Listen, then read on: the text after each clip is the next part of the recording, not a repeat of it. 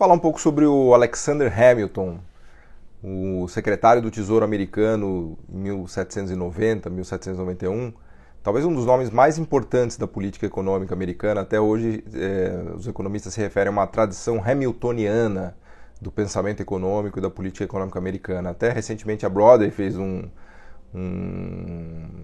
musical desse em homenagem ao Hamilton, né, o Alexander Hamilton, né, um desses caras fantásticos de história americana que você precisa conhecer para entender o que é os Estados Unidos hoje, né. Curioso da história é que o Hamilton não nasceu nos Estados Unidos, ele nasceu numa ilha do Caribe, ficou órfão logo cedo, foi morar nos Estados Unidos e desenvolveu toda a carreira dele, a vida dele lá. O Hamilton, ele era um general, na verdade ele combateu na guerra de independência americana contra os ingleses, e ele era uma espécie de braço direito do George Washington, né? Ele estava entre os grandes founding fathers americanos, ou também conhecido como founding brothers, né? Porque eles eram, na verdade, eles eram brothers mesmo, né? Eles eram muito amigos, o Hamilton, o Madison, o George Washington, essa turma que fundou os Estados Unidos, e eram todos, obviamente, brilhantes, né? Mas a cabeça econômica desses caras era do Alexander Hamilton, né? O Alexander Hamilton era um cara de uma resistência, de uma força impressionante, né? Ele pegava o cavalo, saía de manhã de Nova York e cavalgava até Boston para dar orientação para as tropas, para os exércitos, e voltava a cavalo de Boston para Nova York. Então imagina a força física de uma pessoa para ficar cavalgando. Naquela época tinha pouca estrada de ferro, enfim, os acessos eram horríveis, né?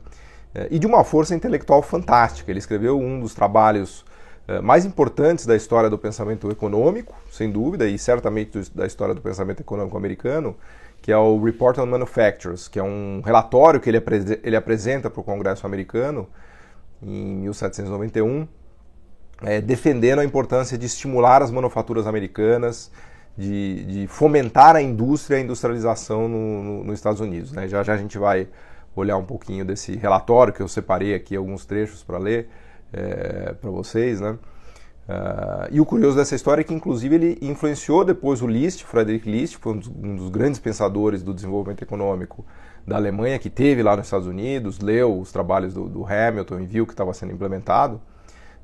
E o Hamilton virou grande inspiração para os pensadores de desenvolvimento econômico durante séculos, né? A história de vida dele é meio trágica, porque ele acabou morrendo num duelo com o Aaron Burr, que era uma espécie de rival dele, né, que também acho que acabou virando presidente americano, se não me falha a memória, e eles tinham muitas desavenças, né, e naquela época se resolvia essas coisas em duelos, né, imagina, então eles fizeram um duelo, e acho que eles não sei o que passou na cabeça deles, né, sei lá, se eles imaginavam que ninguém ia morrer, mas o fato é que o Hamilton morreu nesse duelo, novo ainda, acho que com 50 anos, sei lá. O Aaron Burr ficou também, ficou desesperado quando ele percebeu que ele matou o Hamilton, um dos grandes americanos de todos os tempos, né? Tem várias biografias acho que eu tenho até uma dele aqui, várias biografias do Hamilton, para quem tiver interesse. Essa daqui, obviamente, que é casca grossa, né? Essa aqui é do Chernov. Essa daqui essa aqui eu li pedaço só, né? Mas é uma pequena biografia de 700 páginas, né? Não é... Ela tá mais para decorar, porque a biblioteca, do que para ler um negócio desse aqui é brincadeira. Mas tem uma biografia bem legal da mulher dele, que é a Eliza Hamilton, que eu não vou achar aqui, mas enfim, tá em algum lugar. E tem várias outras. Tem uma em contraposição a essa de 700 páginas que eu tenho, tem uma bem fininha que não tem nem 40 páginas, que se chama The Duel, que conta a vida do Aaron Burr e do Hamilton, né, fazendo essa contraposição. Vou deixar a referência aqui, é bem legal ler esse livro. Um outro livro que eu adoro também é o Founding Brothers, que conta de maneira resumida também. Esse é um livro de umas 150 páginas que conta os episódios-chave da Guerra de Independência americana contra os ingleses, da construção de Washington, da localização de Washington, da negociação que o Hamilton fez com os estados do Sul para que houvesse uma centralização da dívida pública americana, e ele cedeu para que o Washington ficasse mais ao sul, né, naquela disputa ali da localização entre as 12 colônias, né? É bem legal esse livro, se chama The Founding Brothers, né? Bom, quando a gente lê o Hamilton, esse Report on Manufactures, né, que eu tenho separado aqui, eu tô com essa referência que saiu traduzido para o português, que é o Cartas da Economia Nacional contra o Livre Comércio, né? Tem em inglês o Report on Manufacture, se vocês derem um Google, você acha facilmente esse relatório completo. E quando você lê isso daqui é chocante, assim, porque a minha sensação, a primeira coisa que ele faz é elencar os argumentos contra a indústria nos Estados Unidos, né? E a argumentação dele é muito poderosa, né? Então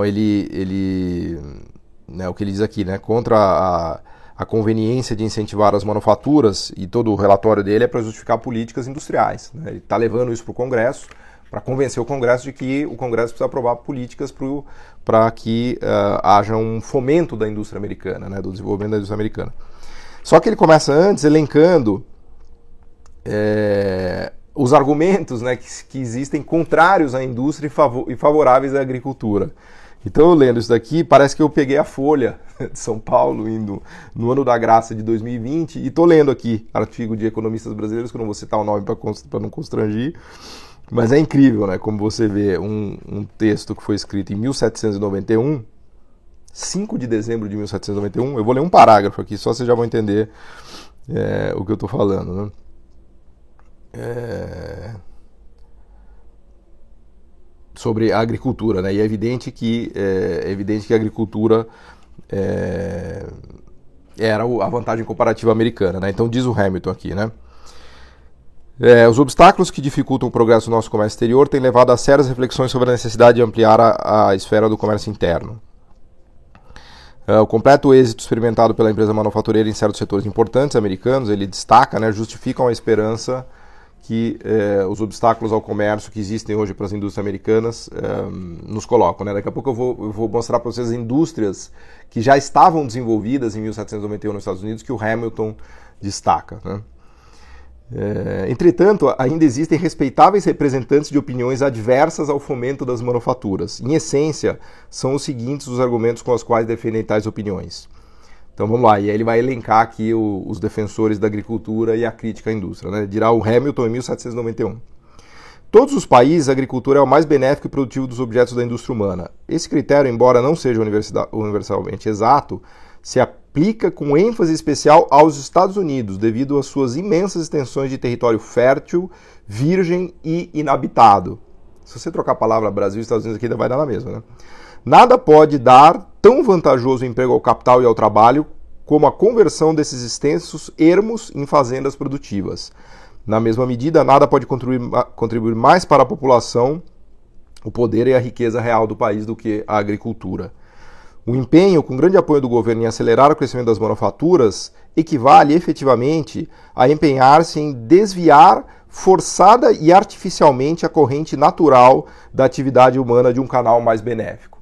Eu vou reler isso aqui porque eu leio isso aqui toda semana de economista brasileiro falando isso em 2020, então eu preciso reler, né? Só para vocês verem como as ideias se repetem, né?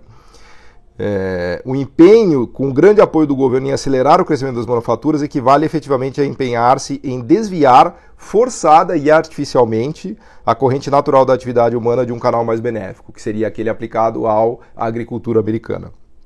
Inclusive o próprio Smith era completamente contra a ideia de promover a indústria nos Estados Unidos. Então o Smith dizia, os Estados Unidos tem vantagem comparativa em agricultura, então isso é uma ideia completamente idiota tentar industrializar os Estados Unidos. Vejam vocês. Então, na verdade, dificilmente algum dia será prudente que um governo tente determinar um rumo para a indústria de seus cidadãos. Esta, se for deixada em liberdade sob a vigilante direção do interesse privado, inevitavelmente encontrará o seu próprio caminho rumo ao seu emprego mais lucrativo. E é mediante esse emprego que se fomentará mais eficazmente a prosperidade pública. Portanto, deixar em paz a indústria é, em quase todos os casos, a política mais adequada, bem como a mais simples. Ou seja, não fazer fomento nenhum, não fazer política industrial, não fazer tarifa, subsídio, compra de governo, nada disso, né? Então, o Hamilton abre já com isso daqui, mostrando os argumentos que ele vai demolir, né? Bom, e aí ele segue aqui na argumentação e ele começa a elencar todas as vantagens, né, do sistema manufatureiro em contraposição ao sistema industrial. Ele faz uma listinha aqui, 7 itens ele destaca: a divisão do trabalho, a ampliação do uso da maquinaria, mais empregos para as classes que estão, vamos dizer assim, sem fazer nada, né, uma maneira útil de empregar as pessoas, fomento da imigração de países estrangeiros. Olha que interessante, ele sacou que a presença de indústria atrai pessoas com capacidades e conhecimentos de outros países.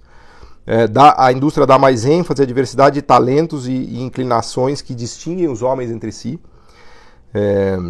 e abre um campo mais variado a tipos e quantidade de empresas, e assegura, em alguns casos, a criação de uma demanda mais regular para o excedente produzido pelo setor agrícola.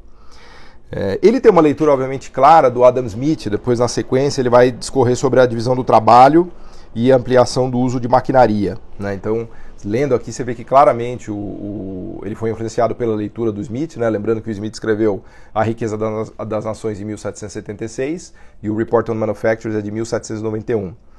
E o argumento a favor da indústria do Hamilton é muito claro, que aliás está no Smith. A gente fala disso, eu falo várias vezes da contradição do Smith, porque só o processo de industrialização tem a potência de divisão do trabalho que o próprio Smith defende. Então, o Smith, ao recomendar a especialização na vantagem comparativa de produção agrícola nos Estados Unidos, ele mesmo está sendo contraditório, porque, segundo o próprio Smith, a origem da riqueza das nações está na divisão do trabalho, que está na fábrica de alfinetes, né? Então, o Hamilton sacou isso rapidamente e falou: peraí, Smith, então quer dizer que na Inglaterra é fábrica e nos Estados Unidos é agricultura? Não, não é assim. A gente também quer fábrica, a gente também quer manufatura. Por quê? Porque a manufatura permite maior divisão do trabalho, portanto, permite maior produtividade das pessoas, né, trabalhando sistemicamente num sistema fabril, permite maior uso de máquinas, maior mecanização do processo produtivo, e isso, como um todo, cria uma estrutura, um país, um sistema produtivo muito mais avançado. Isso não é possível sem a existência de um setor manufatureiro. Ocorre que esse setor manufatureiro de um país nascente se tem que lutar e brigar contra um setor manufatureiro já estabelecido, no caso, o inglês. O setor manufatureiro inglês já tinha as economias de escala, a economia de escopo, a propriedade tecnológica, né, os processos tecnológicos proprietários, né, tudo que fazia a indústria da Inglaterra. E aí o Hamilton é bem claro em relação a isso. Ele fala: é evidente que é muito mais barato importar os produtos da Inglaterra, porque a Inglaterra já produz com escala, já produz com conhecimento, já tem um aprendizado de fazer aquilo. Nos Estados Unidos não, nos Estados Unidos a gente está no processo de aprender a fazer essas coisas. Voltamos na nossa linha mestra de desenvolvimento econômico como um processo de aprendizagem. Então, o que a gente precisa fazer nos Estados Unidos é fomentar a aprendizagem, e fomentar a aprendizagem é fomentar a indústria. Para isso, há um custo a se pagar aqui nos Estados Unidos, dizia o Hamilton. Que custo é esse? O custo de se comprar produtos mais caros, né? Porque ele justamente estava defendendo no Report on Manufactures a tarifação de produtos ingleses, de produtos importados da Inglaterra. Porque, dizia ele, ao colocar essa tarifa ou dar subsídios, né? E é legal porque ele faz a listinha dele aqui. Esse texto dele é fantástico, né? Ele faz a listinha dele aqui do que o governo pode fazer para desenvolver a indústria, né? Ou seja, a listinha dele de fomento, né? Antes de falar aqui, depois eu quero falar das indústrias que já existiam, né? Mas dizia o Hamilton: a gente precisa fazer um pacote aqui de política pública, para usar o jargão agora, né, do século XXI. A gente precisa fazer um pacote de política pública para estimular as manufaturas americanas, o setor manufatureiro que existe, mas é fraquinho, é pobre e ainda é ineficiente. A gente precisa proteger ele, estimular ele, para ele crescer, aprender e aí sim ser capaz de competir com o sistema fabril inglês, inclusive melhorar, superar o sistema fabril inglês. Então ele é bem claro aqui no texto, falando que a sociedade americana incorre num custo, que é o custo de se colocar tarifas, que vai tornar os produtos mais caros, que é o custo de se colocar subsídios, que vão incentivar a inovação e a sofisticação produtiva das manufaturas, especialmente na Nova Inglaterra. É importante dizer que depois há uma briga forte entre o Sul e o Norte, porque o Sul, escravocrata, né, ele era muito mais a favor de produzir algodão e exportar para a Inglaterra e comprar os produtos industriais ingleses, do que tentar produzir manufatura no Sul. O Sul basicamente não tinha manufatura. E o Norte era o contrário, o sistema produtivo do Norte era justo o oposto, porque ele era mais baseado em trabalho livre, assalariado e manufatureiro. Então a Guerra de Secessão de 1860 também ocorreu por conta do choque de ideias entre Sul e Norte em relação a tarifas. Não foi só a escravidão. Também o Norte era a favor de tarifas, enquanto o Sul não era. Quando o Sul foi vencido na Guerra de Secessão, o Norte colocou, por assim dizer, a institucionalidade dele no Sul, né? Então houve a abolição da escravidão e as tarifas foram mantidas e estendidas, né? Mas o pacote de políticas públicas que o Hamilton defende, no sentido de proteger as indústrias americanas para que elas pudessem aprender, se sofisticar, ganhar escala, ganhar economia de escopo, economia de escala, e daí sim competir com a indústria inglesa de igual para igual, porque aliás, o Hamilton é bem claro, ele fala, olha, não há problema em países que têm mesmo nível de industrialização e mesma potência manufatureira em competir no livre comércio. Isso é até bom. O problema é colocar livre comércio entre países em que um tem só agricultura e o outro só tem manufatura. Aí a escala que está presente aqui nunca vai deixar esse outro se industrializar. Esse é o drama, né? Então ele faz a listinha dele aqui, ó. Tarifas alfandegárias protecionistas, quer dizer, tarifas sobre os artigos estrangeiros rivais dos produtos nacionais que se pretendem fomentar. Proibição de artigos rivais ou tarifas equivalentes. Ele estava vendo o que a própria Inglaterra fez lá nos 1500, né, quando os ingleses estavam brigando contra os holandeses. Veto a exportação de matérias-primas necessárias às manufaturas. Por exemplo, a Inglaterra proibiu exportação de lã bruta para os Países Baixos, porque ela estava competindo na produção de tecidos e ela descobriu que a lã inglesa era essencial para os Países Baixos, para a Holanda, no que é hoje a Holanda, produzirem os tecidos, né? Então o rei o inglês não teve dúvida, foi lá e proibiu a exportação de lã. Então aqui o Hamilton destaca.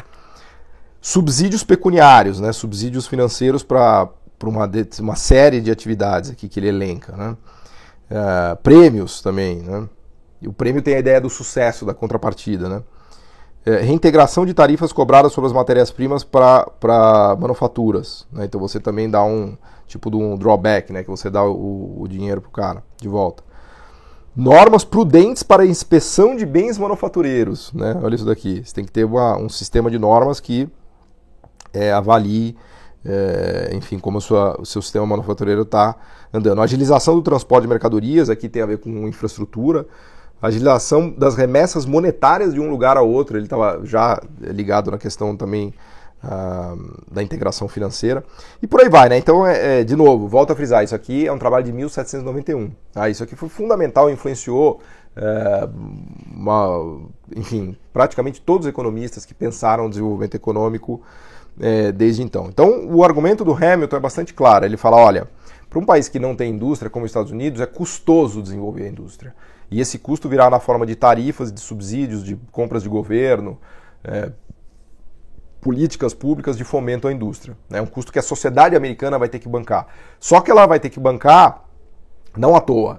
A sociedade americana vai bancar isso para poder aprender a fazer essas coisas, para ter o fôlego, para ter o respiro. Depois ficou conhecido como a teoria da indústria infante, para ter esse respiro, né, para que ao longo do tempo ela consiga aprender e aí consiga, inclusive, produzir de maneira mais barata do que o que seria possível importar. Então, o Hamilton também é bem claro em relação a esse trade-off, né, que custa mais caro no curto prazo, mas esse é um investimento que se faz para que no longo prazo esses bens possam ser produzidos domesticamente com economia de escala, com economia de escopo e com aprendizagem tecnológica, que no futuro fará inclusive a produção local ficar muito mais eficiente e mais interessante do que é importado, né? E vejam, qual caminho os Estados Unidos seguiu? Ele seguiu o caminho do Adam Smith, do livre comércio, das vantagens comparativas, ou ele seguiu o caminho do Alexander Hamilton, da construção de novas vantagens comparativas, da busca de nova sofisticação produtiva e complexidade, no nosso jargão, né?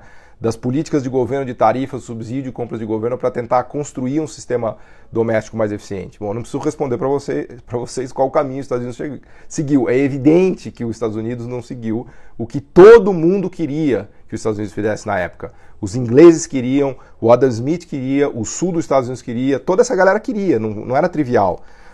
Por isso que o Alexander Hamilton escreveu esse Report on Manufactures, né? Porque ele estava sentindo a pressão, ele era o secretário do Tesouro, ele era o equivalente ao ministro da Fazenda americana em 1791, né? E obviamente que isso daqui é uma argumentação arrasadora, né? Até os dias de hoje, né? E o Congresso americano rapidamente caiu a ficha dele e falou, opa, se a gente for lá Smith Inglaterra, a gente está ferrado, né? E o Congresso e o governo americano acabou seguindo essa tradição hamiltoniana, que depois se estende, até tem um outro livro que eu queria deixar referência, que é o Concrete Economics, que vai mostrando, do Brad DeLong, que é um economista brilhante, escreveu uns 2, 3 anos atrás um livro que se chama Concrete Economics, que é a tradição hamiltoniana nos Estados Unidos. E aí ele vai mostrando como o Roosevelt, Delano Roosevelt, Theodore Roosevelt, como o Eisenhower, como toda essa galera seguiu a tradição hamiltoniana, né, e transformou os Estados Unidos na potência em que ele é hoje. E depois da era Thatcher-Reagan, né, aliás, essa é a grande preocupação do DeLong, os Estados Unidos começam a perder o caminho, né, com a liberalização, com a abertura, com o fim de políticas tecnológicas de fomento, certamente, né, com a exceção do Pentágono, né, e do orçamento de defesa, mas o fato é que os Estados Unidos perdeu o pé, né, e hoje ele está sendo praticamente superado pela China. Imaginem vocês, a China já é a maior economia do mundo, né? Então, e só para concluir, o Hamilton, né, ele elenca tudo que já era produzido nos Estados Unidos naquela época. E é legal a gente olhar um pouquinho isso daqui para comparar, inclusive, com o Brasil, né? Imagina o que o Brasil fazia em 1791. Praticamente nada, né? A industrialização brasileira vem de verdade no final do século XIX, início do século XX. A industrialização brasileira bomba de verdade depois da crise de 30. A gente tem uma industrialização muito tardia. Aliás, essa é uma das principais explicações de por que o Brasil não conseguiu se desenvolver, né? Que a gente fala o tempo todo, né? O problema da industrialização atrasada ou industrialização tardia, né? Diferentemente do que aconteceu com a Alemanha e com os Estados Unidos, que conseguiram se industrializar antes, né? Então, o Hamilton, para concluir aqui a conversa, né, diz ele, né? Então, contra todos os argumentos com os quais se pretende demonstrar a impossibilidade de êxito das manufaturas nos Estados Unidos, talvez baste fazer referência à experiência do que já foi logrado.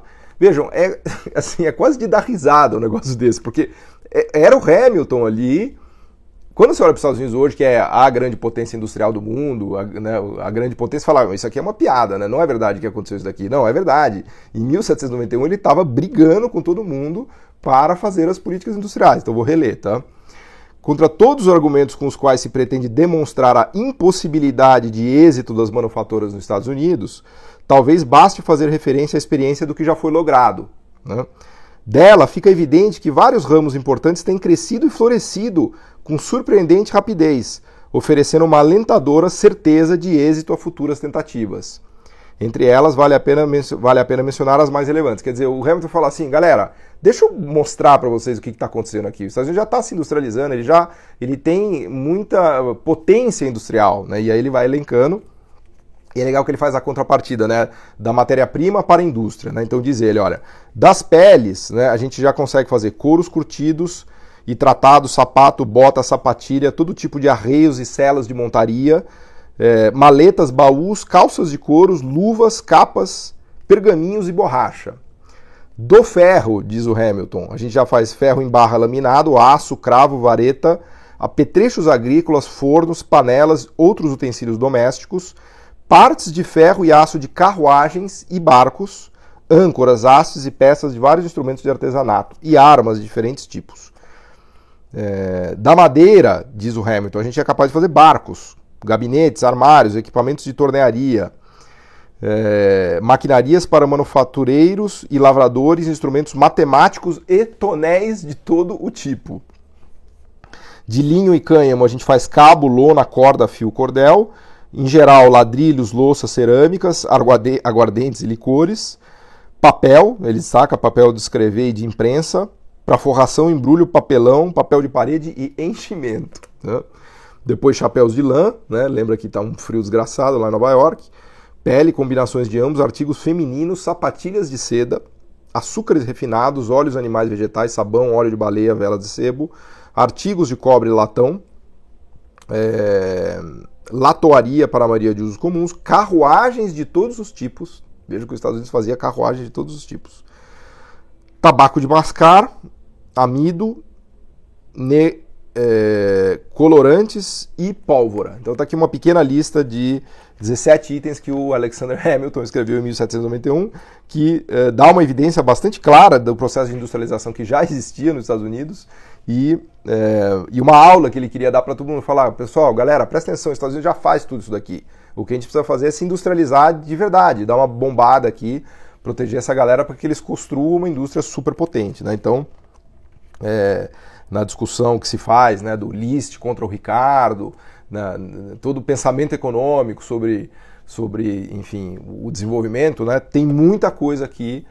Claro, isso daqui pode ser lido do Antônio Serra lá em Nápoles, lá atrás, isso aqui pode ser lido no Adam Smith, isso aqui pode ser lido em outros autores, mas o Hamilton é um cara fundamental e por isso é muito importante fazer essa conversa sobre o Alexander Hamilton. Então eu deixo esse livrinho aqui como referência, que também tem um texto do List, né, do Frederick List, que a gente vai falar em outro momento, e do Hamilton, que é Cartas da Economia Nacional contra o Livre Comércio. Né? Evidente que o Hamilton não era contra o mercado ou contra a iniciativa privada americana, muito pelo contrário. Ele queria turbinar, ele queria fazer bombar a iniciativa privada e a empresa e a indústria e a manufatura americana. Né? Essa é a ideia dele. Né? E na leitura dele, o livre comércio ia deixar a Inglaterra nessa posição superior por um tempo indefinido. Tá bom? Obrigado.